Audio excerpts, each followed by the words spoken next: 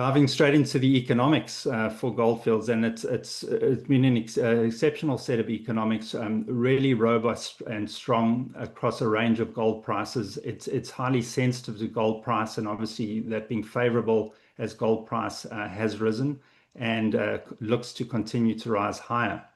The base case here is based on $2,600 an ounce, and some people probably ask, well, why is it so low? And that's because, engineering firms like Osenko, who did our study, they tend to be very conservative. They like to look at trailing averages and not necessarily long-term prices. And so that was a reasonable base case to start the study, but the delta between that and where we sit with spot gold is significant. And we're in quite an unusual environment for these types of studies.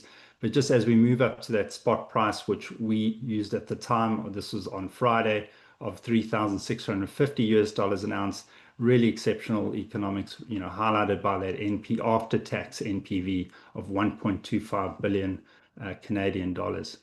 And this is all supported by very modest capex requirements of around $300 million. Of course, that factors into all recent inflationary increases, but does also include a contingency of $51 million. The all-in sustaining costs for the operation are very competitive at $1,300 an ounce.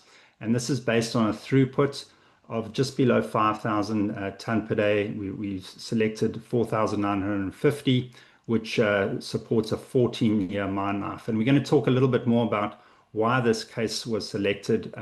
The project performs well at various throughput cases. We've looked at a 7,500 ton per day per our previous PEA, 10,000 ton per day. The larger throughput cases do tend to produce higher economics, but we've strategically selected it because of the permitting advantages, being able to keep that in province and not trigger federal review. And we'll talk a little bit about that on a further slide.